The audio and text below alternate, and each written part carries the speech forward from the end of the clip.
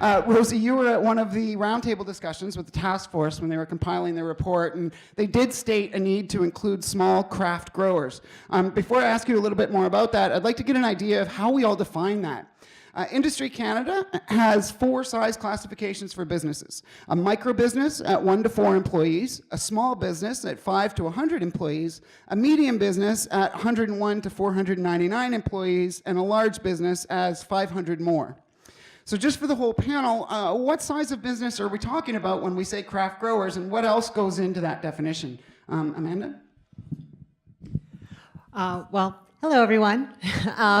So in California, we have a lot of our business sizes defined by the size of your cultivation. So we have micro businesses, which are cultivation of 10,000 square feet or less.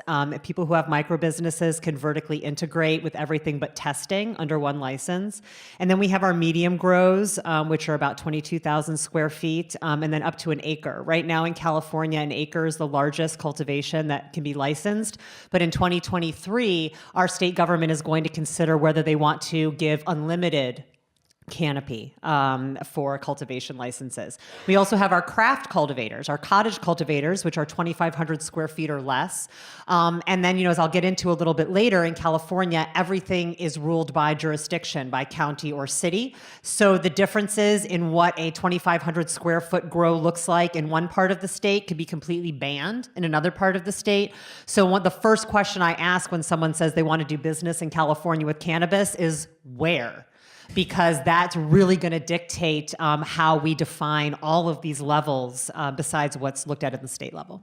Absolutely, thank you. Alex, how would you define craft? Yeah, well, I think craft is one of those interesting terms that I think means lots of different things to different people. Here in Canada, I think it's often used sort of colloquially, and some folks think that I think. Oftentimes it's used now in terms of when you're talking with people in the cannabis industry to describe growers that are either operating under the MMAR or they're designated growers or they're operating in the illicit industry. At the same time, you have small licensed producers that would qualify, that like to think of themselves as craft.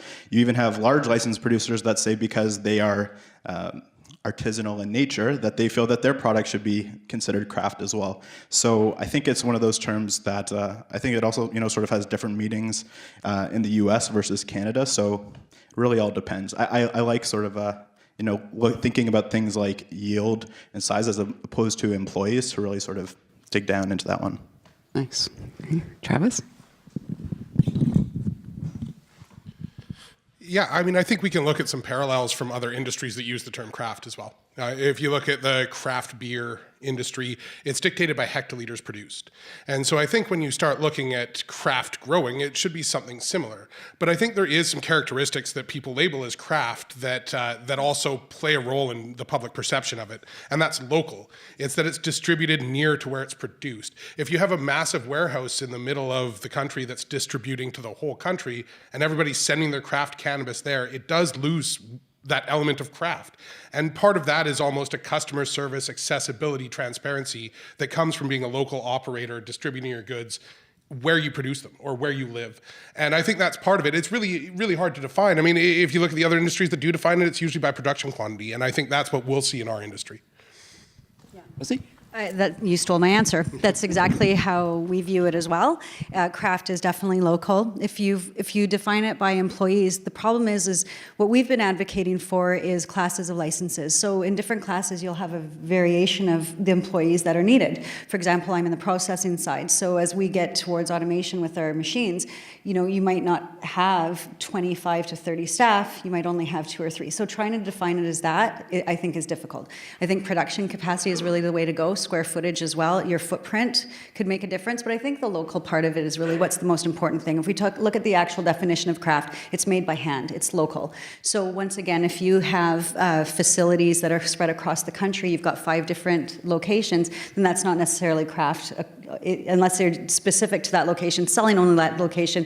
The recipes aren't going back and forth. I mean, we look at beer, and they call themselves craft beer, but they're manufactured by big global companies, right, or national companies. So that takes away that kind of craft aspect. So I would say it's production capacity and how much you're putting out through your facility.